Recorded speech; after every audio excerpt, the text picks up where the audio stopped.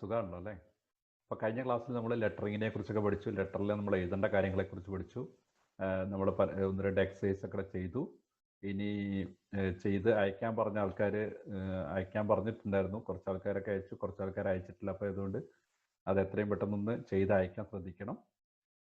നമ്മുടെ എക്സാമിന് ഒരു 10-14 മാർക്കിന് വേണ്ടി ആയിട്ട് വരുന്ന ഒരു ചോദ്യമാണ്, എക്സാമിന് വരുന്ന ചോദ്യമാണ്. ആ 4 വേർഡുകൾ പഠിച്ചു വെച്ചാൽ മതി, എഴുതേണ്ടത് എങ്ങനെയാണെന്ന് കൃത്യമായിട്ട്. എക്സസൈസിൽ കൊടുത്തിട്ടുള്ള അതേ തന്നെയാണ് സാധാരണ ഇതുവരെയായിട്ട് നമ്മുടെ എക്സാമിന് ചോദിച്ചു കണ്ടിട്ടുള്ളൂ.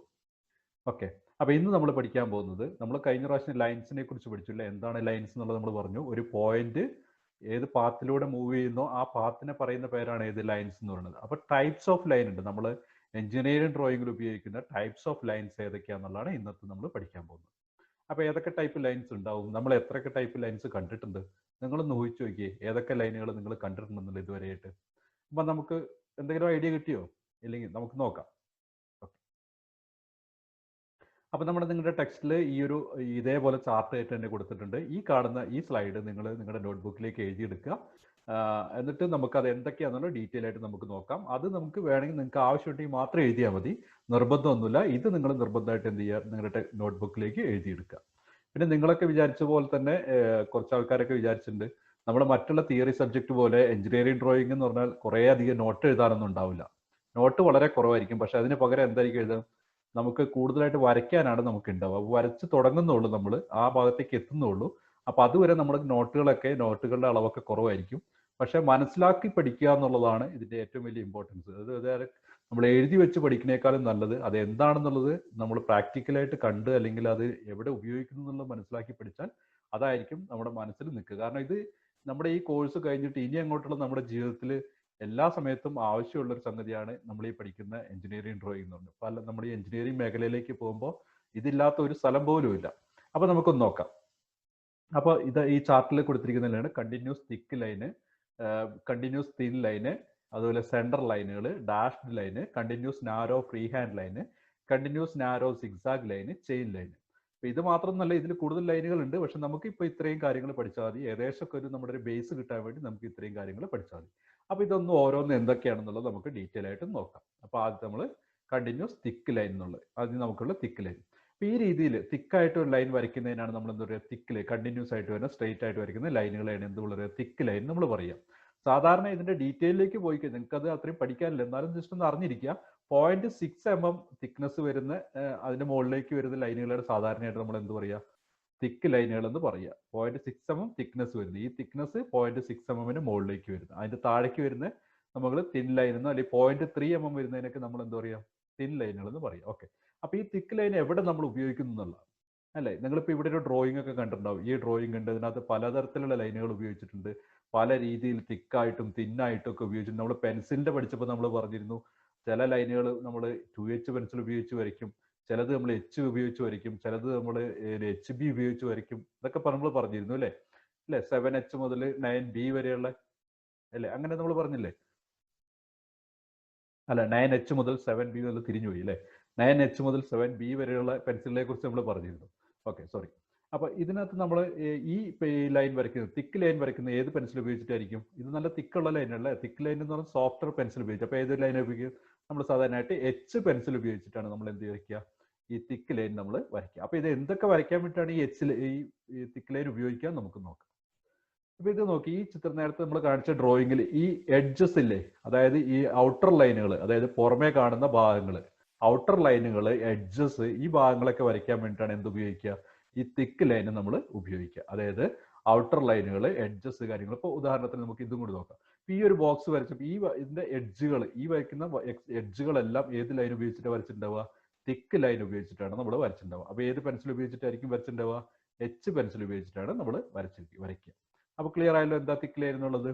ഓക്കെ, ഇനി അടുത്ത് നമ്മൾ വരയ്ക്കാൻ പോകുന്നതാണ് തിൻ ലൈൻ എന്നുള്ളത്. തിൻ ലൈൻ എന്താണ്? തിൻ ലൈൻ നേരത്തെ ഞാൻ പറഞ്ഞു, 0.3 mm താഴെ തിക്നെസ് വരുന്നത്. നിങ്ങൾ അത്രയും ഡീറ്റെയിൽ ആയിട്ട് പഠിക്കണം, ജസ്റ്റ് ഒന്ന് അറിഞ്ഞിരിക്കാൻ വേണ്ടി പറഞ്ഞുള്ളൂ. 0.3 mm താഴെ തിക്നെസ് വരുന്ന ടൈപ്പുള്ള ലൈനുകളാണ് നമ്മൾ സാധാരണയായിട്ട് തിൻ ലൈൻ എന്ന് പറയാം. അപ്പോൾ ഈ തിൻ ലൈനെ എവിടെ നമ്മൾ ഉപയോഗിക്കുന്നു എന്നുള്ളത് നമുക്ക് നോക്കാം. അപ്പോൾ തിൻ ലൈൻ ഉപയോഗിക്കാനുള്ള പ്രധാനപ്പെട്ട സ്ഥലങ്ങൾ എന്ന് പറഞ്ഞാൽ നമുക്ക് അതിന് ഓരോ ലൈനുകളെ കുറിച്ച് നമുക്ക് ഡീറ്റെയിൽ ആയിട്ട് നോക്കാം. അതായത് ഈ എക്സ്റ്റൻഷൻ ലൈൻ എന്ന് പറഞ്ഞാൽ അപ്പോൾ നമ്മളൊരു ചിത്രം വരച്ചു, ഇതുണ്ട് ഇവിടെ ഡാർക്ക് ആയിട്ട് നമ്മൾ വരച്ചു, അതിൽ നിന്ന് ഒരു ലൈൻ എക്സ്റ്റെൻഡ് ചെയ്ത് പോയിട്ടുണ്ട് ഇങ്ങനെ പുറത്തേക്ക്, അതായത് ആ ചിത്രത്തിന്റെ ഭാഗമല്ല, അത് പുറത്തേക്ക് എക്സ്റ്റെൻഡ് ചെയ്ത് ഇങ്ങനെ അങ്ങനെ വരയ്ക്കുന്ന ലൈനുകളാണ് എക്സ്റ്റൻഷൻ ലൈൻ എന്ന് പറയുക. എക്സ്റ്റൻഷൻ ലൈൻ സാധാരണ വരയ്ക്കുക ഡയമെൻഷൻ ചെയ്യാൻ വേണ്ടിയിട്ടാണ്. എന്താ ഡയമെൻഷൻ ചെയ്യാന്ന് പറഞ്ഞാൽ ഇതിന്റെ അളവ് ഇവിടെ എഴുതിയിട്ടില്ല, ഇതിന്റെ നീളം എത്രയാന്നുള്ളത് 90 എഴുതി വെച്ചിട്ടുണ്ട് അല്ലേ. ഈ 90 ഇതിന്റെ നീളമാണെന്ന് കാണിക്കാൻ വേണ്ടി ചെയ്യുന്ന ഇതിന് പറയുന്ന പേരാണ് ഡയമെൻഷനിങ് എന്ന് പറയുക. ഇതിന്റെ നീളവും വീതി അല്ലെങ്കിൽ സൈസ്, റേഡിയസ്, ഇങ്ങനെ കാര്യങ്ങളൊക്കെ നമ്മൾ എഴുതി വെക്കുന്നതിന് പറയുന്ന പേരാണ് ഡയമെൻഷനിങ് എന്ന് പറയുക. അപ്പൊ ഡയമെൻഷൻ ചെയ്യാൻ വേണ്ടി ഉപയോഗിക്കുന്ന ലൈനുകൾ വരയ്ക്കാൻ വേണ്ടി വരയ്ക്കുന്ന ലൈനുകളാണ് ഏതെന്ന് എക്സ്റ്റൻഷൻ ലൈൻ എന്ന് പറയുന്നത്. ഈ ലൈൻ എക്സ്റ്റൻഷൻ ലൈൻ ഇവിടെ എഴുതി വെച്ചിട്ടുണ്ട്, എക്സ്റ്റൻഷൻ ലൈൻ ഈ ലൈൻ, അതായത് ഒബ്ജക്റ്റ് ഇതാണ് നമ്മുടെ ഒബ്ജക്റ്റ്, ഈ ഒബ്ജക്റ്റിന് പുറത്തേക്ക് മാറി വരയ്ക്കുന്നത്, അതായത് ഒബ്ജക്റ്റിന്റെ ഭാഗം അല്ലാതെ നമ്മൾ അഡീഷണൽ ആയിട്ട് വരയ്ക്കുന്ന ലൈനുകൾ. അപ്പൊ ഈ ലൈൻ ഏതിലാ വരയ്ക്കുക? തിൻ ലൈൻ ആയിട്ടാണ് വരയ്ക്കുക. അതായത് പെൻസിലായിരിക്കും അപ്പോൾ ഉപയോഗിക്കുക 2Hന്റെ പെൻസിലായിരിക്കും നമ്മൾ ഉപയോഗിക്കുക. ഇനി ഡയമെൻഷൻ ലൈൻ എന്ന് പറഞ്ഞാൽ ഈ ലൈൻ, ഇതാണ് ഡയമെൻഷൻ ലൈൻ, രണ്ട് ഭാഗത്തും ആരോ മാർക്ക് ഉള്ള രീതിയിലുള്ള ഈ ലൈനാണ് നമ്മൾ ഡയമെൻഷൻ ലൈൻ. അതായത് ഈ ഇവിടുന്ന് മുതൽ ഇവിടം വരെയുള്ള ഇതിന്റെ നീളം എത്രയാന്നുള്ള കാണിക്കാനാണ് ഡയമെൻഷൻ ലൈൻ ഉപയോഗിക്കുക. ഈ ഡയമെൻഷൻ ലൈൻ നമ്മൾ വരയ്ക്കാൻ ഉപയോഗിക്കുന്ന ഏത് ഉപയോഗിച്ചിട്ടായിരിക്കും? തിൻ ലൈൻ ഉപയോഗിച്ചിട്ടായിരിക്കും ഡയമെൻഷൻ ലൈൻ നമ്മൾ വരയ്ക്കുക. ഇനി അടുത്തൊരു ലൈനാണ് നമ്മൾ ലീഡർ ലൈൻ എന്ന് പറയും. ലീഡർ ലൈനിനെ ഡയമെൻഷൻ ലൈൻ നമ്മൾ പറഞ്ഞു, എക്സ്റ്റൻഷൻ ലൈൻ പറഞ്ഞു, ലീഡർ ലൈൻ ഏതാന്നുള്ളത് ഞാൻ പറഞ്ഞുതരാം. അപ്പൊ ഇവിടെ നോക്കിയോ, ഇവിടെ ഈ ഒരു വൃത്തത്തിന്റെ ഡയമീറ്റർ എത്രയാന്നുള്ളത് ഇത് പുറത്തേക്ക് കൊണ്ടുവന്നിട്ട് ഇവിടെയാണ് ജീവിച്ചിരിക്കുന്നത് അല്ലേ.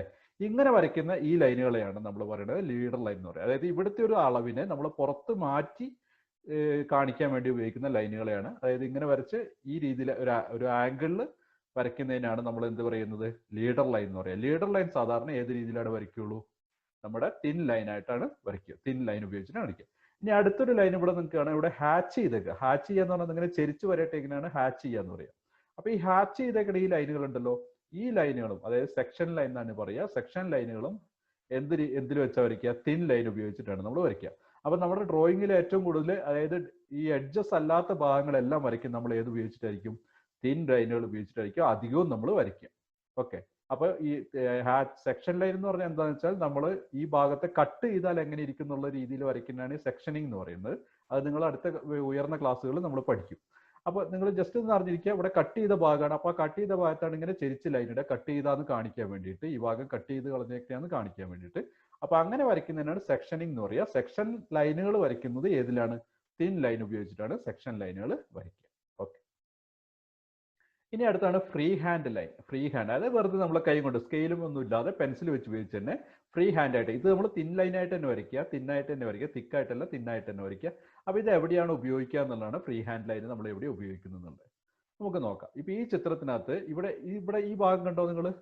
ഇവിടെ ഒരു ബ്രേക്ക് വന്ന പോലെ. എന്താ വെച്ചാൽ ഇത് ശരിക്കും ഇതിനെ അങ്ങോട്ട് എക്സ്റ്റെൻഡ് ചെയ്ത് ഈ സാധനം ഉണ്ട്, പക്ഷെ നമുക്ക് ഈ ഒരു ഡീറ്റെയിൽ മാത്രം കാണുന്നുണ്ട് നമ്മൾ ആ ഒരു ഭാഗം മാത്രം കട്ട് ചെയ്തെടുത്ത് വരച്ചേക്കുന്ന പോലെയാണ് വരച്ചേക്കുക. അതായത് ഇവിടുന്ന് നമ്മൾ മുറിച്ചെടുത്തേക്കണ പോലെ ഇവിടെ ഈ ഭാഗം മുറിച്ചെടുത്ത് ഇങ്ങനെ ഒരു ഷോർട്ട് ബ്രേക്ക് ആയിട്ട് കാണിക്കാൻ വേണ്ടി ഉപയോഗിക്കുന്ന ഇതാണ് ഏത് പറയുന്നത് ഫ്രീ ഹാൻഡ് ലൈനുകളെന്ന് നമ്മൾ പറയുന്നത്. ഫ്രീ ഹാൻഡ് ആയിട്ട് നമ്മൾ വരയ്ക്കുന്ന ലൈനാണ് ഇതേപോലെ ഷോർട്ട് ബ്രേക്ക്. അതായത് ഇവിടെ ബ്രേക്ക് ചെയ്തേക്കാണ്, ഇവിടുന്ന് ഇങ്ങോട്ടും ഉണ്ട്, പക്ഷെ ആക്ച്വലി നമുക്ക് അവിടെ ഇപ്പൊ ആവശ്യമില്ലാത്തതുകൊണ്ട് നമ്മൾ ഇവിടെ ഒരു ഭാഗം മാത്രം മുറിച്ചെടുത്ത് ഇവിടെ കാണിക്കുന്നു. അപ്പൊ അങ്ങനെയുള്ളതിന് നമ്മൾ എന്ത് പറയുന്നത്? ഷോർട്ട് ബ്രേക്ക് ലൈൻ എന്ന് പറയുന്നത്. ഈ ഷോർട്ട് ബ്രേക്ക് ലൈൻ കാണിക്കാൻ വേണ്ടിയിട്ടാണ് ഏത് ഉപയോഗിക്കുന്നത്? ഫ്രീ ഹാൻഡ് ലൈന് നമ്മൾ ഉപയോഗിക്കുന്നത്. ക്ലിയർ ആവുന്നുണ്ടല്ലോ? അപ്പൊ ഇങ്ങനെ ഒരു മുറിച്ചെടുത്ത ഭാഗം നമ്മൾ അതിന്റെ ഡീറ്റെയിൽ മാത്രം കാണിക്കുന്നതിൽ അതിന് നമ്മൾ ഉപയോഗിക്കുന്നത് ഷോർട്ട് ബ്രേക്ക് ലൈൻ ആണ്. ഈ ഷോർട്ട് ബ്രേക്ക് ലൈൻ വരയ്ക്കാൻ വേണ്ടി ഉപയോഗിക്കുന്നതാണ് ഫ്രീ ഹാൻഡ് ലൈൻ എന്ന് പറയുന്നത്. ഓക്കെ, ഇനി അടുത്ത ലൈനാണ് തിൻ ലൈൻ വിത്ത് സിക്സാഗ്. അതായത് നമ്മുടെ ഒരു ഇത് നമ്മൾക്ക് ഇത് എവിടെയാ കണ്ടിട്ടുള്ളവ? നമ്മുടെ ഹോസ്പിറ്റലിലൊക്കെ പോയി കഴിഞ്ഞാൽ ഇങ്ങനെ ഒരു ഗ്രാഫ് നമുക്ക് കാണാൻ പറ്റും അല്ലേ? സിനിമയിലൊക്കെ നിങ്ങൾ കണ്ടിട്ടുണ്ടോ എന്ന് പറഞ്ഞല്ലോ. സിക്സാഗ് ആയിട്ട് വരയ്ക്കുന്നത്, തിൻ ലൈൻ വിത്ത് സിക്സാഗ് വരയ്ക്കുന്നത്. അപ്പൊ ഇത് എന്തിനു വേണ്ടിയിട്ടാണ് വരയ്ക്കണേന്ന് നമുക്ക് നോക്കാം. ഇത് എന്തിനു വേണ്ടിയിട്ടാണ് വരയ്ക്കണേന്നുള്ളത്. ഓക്കെ, അപ്പൊ ഈ സിക്സാഗ് ലൈൻ ഇവിടെ നമുക്ക് കണ്ടോ, ഇവിടെ കണ്ടോ ആ ലൈൻ വരച്ചിരിക്കുന്നത് ലോങ് ബ്രേക്ക് ലൈൻ ആണ്. അതായത് കുറച്ച് ലെങ്ത്തിൽ നമുക്ക് ബ്രേക്ക് ആവുന്നത്. നേരത്തെ നമ്മൾ ഷോർട്ട് ബ്രേക്ക് ആവുന്നത്, ചെറുതായിട്ട് ചെറിയ ഭാഗം മുറിക്കുന്നുണ്ട്. ഇപ്പൊ വലിയൊരു ഭാഗം മുറിച്ചതായിട്ട് നമ്മൾ കാണിക്കാൻ വേണ്ടിയിട്ടാണ് ഏത് ഉപയോഗിക്കുന്നത്? ലോങ് ബ്രേക്ക് ലൈൻ ഉപയോഗിക്കുക. അവിടെ ബ്രേക്ക് ആയിട്ടുണ്ട്, ഇതിനങ്ങോട്ട് താഴേക്കും ഭാഗങ്ങളുണ്ട്, പക്ഷെ നമുക്ക് അത്രയും വേണ്ട, നമുക്ക് ഈ ഒരു പീസ് മാത്രം മതി, അതിന്റെ ഡീറ്റെയിൽ മതി. അതുകൊണ്ട് നമ്മൾ ആ ഭാഗം അതിനകത്ത് കട്ട് ചെയ്തെടുത്ത് ഉപയോഗിക്കുന്നത് മാത്രം. അപ്പൊ അങ്ങനെ കട്ട് ചെയ്ത ഒരു സ്പ്ലൈൻ കാണിക്കാൻ വേണ്ടിയിട്ടാണ് എന്ത് ഉപയോഗിക്കുന്നത്? ലോങ് ബ്രേക്ക് ലൈൻ ഉപയോഗിക്കുന്നത്. ഇതിന്റെ അടിയിലേക്ക് ഭാഗമുണ്ട്, നമ്മൾ ഉപയോഗിക്കുന്നില്ല, എടുക്കുന്നില്ല, വരയ്ക്കാൻ വേണ്ടി ഉപയോഗിക്കുന്നില്ല. ഇത് ഷോർട്ട് ബ്രേക്ക്, അതായത് കുറഞ്ഞ ഭാഗം നമ്മൾ കട്ട് ചെയ്യുന്നുണ്ട്, കുറച്ച് ഭാഗമുണ്ട്, വീതി കുറവാണ്, അവിടെ നമ്മൾ ഇത് ഉപയോഗിക്കാം, ഫ്രീ ഹാൻഡ് ലൈൻ ഉപയോഗിക്കാം. കുറച്ച് ലെങ്ത്തിൽ ഉണ്ടെങ്കിൽ നമുക്ക് അവിടെ എന്ത് ഉപയോഗിക്കാം, ലോങ് ബ്രേക്ക് ലൈനുകൾ ഉപയോഗിക്കാം. അപ്പൊ ലോങ് ബ്രേക്ക് ലൈൻ എന്താണെന്നുള്ളത് നിങ്ങൾക്ക് മനസ്സിലായി വിചാരിക്കുന്നു. ഇനി അടുത്താണ് ഡാഷ്ഡ് ലൈൻ എന്ന് പറയുന്നത്. ഡാഷ്ഡ് ലൈൻ എങ്ങനെ കുത്തിട്ട് അതിൽ ഒരു വിട്ട് വരയ്ക്കുന്നതിനാണ് നമ്മൾ എന്താ പറയുക, ഡാഷ്ഡ് ലൈൻ നമ്മൾ പറയാം. ഇതിന് ഡീറ്റെയിൽ ആയിട്ടൊക്കെ പോയി കഴിഞ്ഞാൽ ഓരോ ഡാഷിന്റെ ഇടയ്ക്കുള്ള ഗ്യാപ്പും കാര്യങ്ങളൊക്കെ കൃത്യമായിട്ട് അളവുകളൊക്കെ ഉണ്ട് കേട്ടോ. VAS പ്രകാരം അങ്ങനെ കുറച്ച് അളവുകളൊക്കെ ഉണ്ട്. നിങ്ങൾക്ക് അത്രയും ഡീറ്റെയിൽ പഠിക്കേണ്ട, അതുകൊണ്ട് ഞാൻ അതിലേക്ക് പോകുന്നില്ല, നിങ്ങളെ കൺഫ്യൂഷനൊക്കെ. അപ്പൊ അങ്ങനെയൊക്കെ അളവുകളും കാര്യങ്ങളൊക്കെ ഉണ്ട്. ഓക്കെ എന്ന് മനസ്സിലാക്കിയിരിക്കാം. ഈ ഡാഷ്ഡ് ലൈൻ നമ്മൾ എവിടെയാണ് വരയ്ക്കുകയെന്ന് വെച്ചാൽ, ഇപ്പൊ ഒരു ഭാഗം, ആ ഭാഗത്തിന്റെ ഒരു എഡ്ജ്, ഉദാഹരണത്തിന് ഹിഡൻ ലൈൻസ് എന്ന് നമ്മൾ പറയാം. ഹിഡൻ ലൈൻസ്, ഇപ്പൊ ഉദാഹരണത്തിന് ഈ ഒരു ചിത്രം നോക്കിക്കോളൂ. ഈ ഒരു ചിത്രത്തിന്റെ ഇവിടെ ഇങ്ങനെ പുറകിൽ ഇങ്ങനെ കുറച്ച് വശങ്ങളുണ്ട് അല്ലെ, എഡ്ജുകൾ ഉണ്ട്. നോക്കിയേ, നമുക്ക് മനസ്സിലാക്കാം ഇങ്ങനെ കുറച്ച് എഡ്ജുകൾ ഇവിടെ ഇല്ലേ. പക്ഷെ ഈ എഡ്ജ് എന്ത് ചെയ്യാൻ പറ്റില്ല, നമുക്ക് ഇവിടെ നോക്കുമ്പോൾ കാണാൻ പറ്റില്ല. അതുപോലെ ഈ ഒരു എഡ്ജ്, ഇതൊന്നും നമുക്ക് മുന്നിൽ നോക്കുമ്പോൾ ഈ വസ്തുവിനെ ഇതൊരു ഗ്ലാസ് ആണെങ്കിൽ കാണാൻ പറ്റും, അല്ലാത്തൊരു വസ്തു ആണെങ്കിലോ കാണാൻ പറ്റില്ല. അപ്പൊ നമ്മൾ വരയ്ക്കുമ്പോൾ ഇങ്ങനെ ഒരു എഡ്ജ് കാണിക്കാൻ വേണ്ടി അങ്ങനെ പുറമേ നോക്കുമ്പോൾ കാണാൻ പറ്റാത്ത രീതിയിലുള്ള എഡ്ജുകളോ കാര്യങ്ങളോ ഡീറ്റെയിൽസോ ഉണ്ടെങ്കിൽ അതിനെ നമ്മൾ എന്ത് ചെയ്യും, ഈ ഡാഷ്ഡ് ലൈൻ ഉപയോഗിച്ച് നമ്മൾ വരയ്ക്കും. ക്ലിയർ ആവുന്നുണ്ടോ? ഡാഷ്ഡ് ലൈൻ ഉപയോഗിച്ച് നമ്മൾ വരയ്ക്കും. അപ്പൊ അതിന് ഉപയോഗിക്കുന്നതാണ് ഡാഷ്ഡ് ലൈൻ എന്ന് പറയുന്നത്. അതായത് പുറമേ നിന്ന് കാണാൻ പറ്റും, ഹിഡൻ ലൈൻസ് എന്ന് പറയാം. ഹിഡൻ ആയിട്ടിരിക്കുക, അതായത് കാണാൻ പറ്റാതിരിക്കുക. ഉള്ളിലുണ്ട് സാധനം, പക്ഷെ നമുക്ക് കാണാൻ പറ്റില്ല, ഡയറക്റ്റ് കാണാൻ പറ്റാത്തത്. അങ്ങനെയുള്ള ലൈനാണ് ഏതെന്ന് വരയ്ക്കുന്നത്, ഒരു ഡാഷ്ഡ് ലൈൻ നമ്മൾ പറയും. നേരത്തെ നമ്മൾ ഡയമെൻഷൻ ലൈൻ, എക്സ്റ്റൻഷൻ ലൈൻ നമ്മൾ പറഞ്ഞു അല്ലേ. ഈ വരച്ചിരിക്കുന്നതാണ് ഡയമെൻഷൻ ലൈൻ, അതിന്റെ അളവ് എഴുതാൻ വേണ്ടിയിട്ട്. ഇതിന്റെ അളവ് എത്രയാന്ന് ഇതിന്റെ ഒരു ലിമിറ്റ് കാണിക്കാൻ വേണ്ടി നമ്മൾ വരയ്ക്കുന്നതാണ് എന്ന് പറയുന്നത് എക്സ്റ്റൻഷൻ ലൈൻ എന്ന് പറയുന്നത്. ഈ ലൈനുകളാണ് എക്സ്റ്റൻഷൻ ലൈനുകൾ എന്ന് പറയുന്നത്. അപ്പൊ ഇത് രണ്ടും ഏതിലെ വരയ്ക്കുക, തിൻ ലൈൻ ആയിട്ട് വരയ്ക്കുക. ഡാഷ്ഡ് ലൈൻ എന്ന് പറഞ്ഞത് തിൻ ആയിട്ട് തന്നെയാണ് നമ്മൾ വരയ്ക്കുക. ഓക്കെ, ഇനി അടുത്ത് ചെയിൻ തിൻ ലൈൻ ആണ്. ഡാഷ്ഡ് ലൈൻ എന്ന് പറഞ്ഞാൽ എല്ലാ ഡാഷുകൾക്കും ഒരേ വലുപ്പമായിരുന്നു. ഇനി ചെയിൻ തിൻ ലൈൻ എന്ന് പറഞ്ഞാൽ ഒരു വലുതും പിന്നെ ഒരു ചെറുത്, പിന്നെ ഒരു വലുത്, പിന്നെ ഒരു ഇങ്ങനെ വലുതും ചെറുതായിട്ടുള്ള വരകൾ ഉപയോഗിച്ചിട്ടാണ് നമ്മൾ ഇതിനും കൃത്യമായിട്ട് അളവുകളൊക്കെ ഉണ്ട്. നമ്മൾ അത്രയും ഡീറ്റെയിലേക്ക് പോകുന്നില്ല. അപ്പോൾ ഈ അളവ് ഇങ്ങനെയുള്ള വരയ്ക്കുന്ന ലൈനാണ് ചെയിൻ തിൻ ലൈൻ എന്ന് പറയുന്നത്. ഒരു ചെയിൻ പോലെ, ചങ്ങല പോലെ നമ്മൾ വരയ്ക്കുകയാണ് ഇതിന് ചെയിൻ തിൻ ലൈൻ എന്ന് പറയുന്നത്. ഇത് എന്തിനാ ഉപയോഗിക്കുന്നത്? ഇപ്പൊ നമുക്ക് ഇവിടെ ഒരു വൃത്തമുണ്ട് കേട്ടോ. ഈ ഒരു പിക്ചറിൽ നമുക്ക് ഇവിടെ ഒരു വൃത്തമുണ്ട്. ഈ വൃത്തത്തിന് സെൻട്രൽ ലൈൻ കാണിക്കാൻ വേണ്ടിയിട്ട്, ഇതാണ് അതിന്റെ സെൻട്രൽ ലൈൻ എന്ന് കാണിക്കാൻ വേണ്ടി സെൻട്രൽ ലൈനുകൾ വരയ്ക്കാൻ വേണ്ടി ഉപയോഗിക്കുന്നതാണ് ഏതെന്നുള്ളത് ചെയിൻ തിൻ ലൈൻ ഉപയോഗിക്കുന്നത്. അതായത് ഇവിടെ ഒരു വൃത്തമുണ്ട്, വൃത്തങ്ങൾ അങ്ങനെയുള്ള ഭാഗങ്ങളുടെയൊക്കെ ഒരു വസ്തുവിന്റെ സെൻട്രൽ ലൈൻ നമുക്ക് ഒരു പിക്ചറിൽ നമ്മൾ സെൻട്രൽ ലൈൻ കാണിക്കണമെന്നുണ്ടെങ്കിൽ അതിന് നമ്മൾ ഏത് ഉപയോഗിക്കും, ഈ പറഞ്ഞ രീതിയിലുള്ള ഈ ചെയിൻ തിൻ ലൈന് നമ്മൾ ഉപയോഗിക്കും സെൻട്രൽ ലൈനുകളെ കാണിക്കാൻ വേണ്ടിയിട്ട്. ഓക്കെ, അതും ഏതാണ്, തിൻ ലൈനാണ്, നോർത്ത് വയ്ക്കും. ഇനി അടുത്തൊരു അവസാനത്തെ ഒരു ലൈനാണ് നമ്മുടെ chain thin with thick at the ends എന്ന് പറയുന്നത്. അതായത് ചെയിൻ തിൻ ലൈനിന്റെ പോലെയാണ്, പക്ഷെ അവസാന രണ്ട് എൻഡുകളും ഈ ഭാഗത്തും തിക്കായിട്ടിരിക്കും. അപ്പൊ ഇങ്ങനെയുള്ള ലൈനുകൾ ആണ് chain thin with thick at the ends എന്ന് പറയുന്നത്. അപ്പൊ ഇത് എന്തിനാ ഉപയോഗിക്കുന്നത് നമുക്ക് നോക്കാം. ഇപ്പൊ ഇവിടെ ഒരു ഫിഗറിൽ നമ്മൾ ഇവിടെ കണ്ടോ, രണ്ട് ആരോ ഇട്ടിട്ട് ഒരു പി എന്ന് എഴുതി വെച്ചിട്ടുണ്ട്. ഇവിടെ അതുപോലെ ഒരു പി എന്ന് എഴുതി വെച്ചിട്ടുണ്ട്. ഈ ലൈൻ വരില്ലേ, അതായത് ഈ കാണുന്ന ലൈൻ ഏത് രീതിയിലാണ് വരയ്ക്കേണ്ടത്, ചെയിൻ വിത്ത് ബോത്ത് എൻഡ്സ് തിക്ക് എന്നുള്ള രീതിയിലാണ് വരയ്ക്കേണ്ടത്. കാരണം എന്താ വെച്ചാൽ ഇങ്ങനെ രണ്ട് ആരോ ഇട്ട് ഇവിടെ ഒരു പി എന്നല്ല അല്ലെങ്കിൽ ഏതെങ്കിലും ലെറ്റർ എഴുതി വെച്ചാൽ, രണ്ട് ലെറ്റർ, അതിന്റെ അർത്ഥം ഈ ചിത്രം നമ്മൾ ഇതിന്റെ അടുത്ത വ്യൂ വരയ്ക്കുന്ന സമയത്ത് എന്ത് ചെയ്യണം, ഇവിടുന്ന് കട്ട് ചെയ്ത രീതിയിലാണ്, അതായത് ഈ ഭാഗം കട്ട് ചെയ്ത് ഈ ഭാഗം, അതായത് ഈ മോൾ ഭാഗം കട്ട് ചെയ്ത് മാറ്റിയാൽ എങ്ങനെ ഇരിക്കുന്നുള്ള രീതിയിലാണ് വരച്ചു വെക്കേണ്ടത്. അത് കാണിക്കാനാണ് സെക്ഷനിങ് എന്നാണ് അതിന് പറയുക. അപ്പൊ ഈ സെക്ഷനിങ് കാണിച്ച ഭാഗമാണ് ഞാൻ നേരത്തെ പറഞ്ഞത് ഹാച്ച് ചെയ്തു എന്ന് പറഞ്ഞത്. ഹാച്ച് ആയിട്ട് ചെരിച്ച് ലൈനിട്ടില്ലേ, അതായത് സെക്ഷൻ ചെയ്ത് എവിടെയാണെന്നുള്ള കാണിക്കാനാണ് അങ്ങനെ ചെരിച്ചു വരയിട്ടേക്കുന്നത്. നമ്മളിപ്പോ ഇവിടെ മോളിൽ നിന്ന് നോക്കുന്ന രീതിയിൽ ഇത് ഈ ചിത്രത്തിനെ വരയ്ക്കുന്ന സമയത്ത് നമുക്ക് എന്ത് ചെയ്യാൻ പറ്റും, ഈ ഭാഗം മുകളിലത്തെ ഭാഗം കട്ട് ചെയ്ത് നമ്മൾ കളഞ്ഞിരിക്കുകയാണ്. അപ്പോൾ ആ ഭാഗത്തൊരു കട്ട് ചെയ്തൊരു പ്രതലം ഉണ്ടാവുമല്ലോ, ഈ മുകൾ ഭാഗം, ആ ഭാഗമാണ് നമ്മൾ എന്ത് ചെയ്ത ഹാച്ച് ചെയ്ത് വരയ്ക്കുക, അതായത് സെക്ഷനിങ് ലൈൻ ഇട്ട് വരയ്ക്കുക. അപ്പൊ ഇങ്ങനെ വരയ്ക്കുന്ന ലൈനാണ് എന്ന് പറയുന്നത് രണ്ട് എൻഡിലും തിക്ക് ലൈനുകളും സെന്ററിൽ മുഴുവൻ ചെയിൻ തിൻ ലൈനുകളും ഉപയോഗിച്ചിട്ട് നമ്മൾ വരയ്ക്കുക. ഇതിനാണ് സെക്ഷനിങ് ലൈൻ എന്ന് പറയുന്നത്. അപ്പൊ ഇത്രയും കാര്യങ്ങൾ നിങ്ങൾക്ക് കൃത്യമായിട്ട് മനസ്സിലായിട്ടാണ് വിചാരിക്കുന്നു. അപ്പൊ ഇതാണ് പ്രധാനമായിട്ട് ലൈനുകളെ കുറിച്ചുള്ള, നിങ്ങൾക്ക് ഇതെല്ലാം മനസ്സിലായിട്ടുണ്ടായിരിക്കുന്നു. അപ്പോൾ ഇനി എന്തെങ്കിലും സംശയങ്ങളൊക്കെ ഉണ്ടെങ്കിൽ എന്നെ കോൺടാക്ട് ചെയ്യുക. ഞാൻ പറഞ്ഞ പോലെ ആദ്യത്തെ നമ്മുടെ ആ ഭാഗം ഒരു ചാർട്ട് കാണിച്ചിരുന്നത് നിങ്ങളുടെ നോട്ട്ബുക്കിലേക്ക് വരയ്ക്കുക.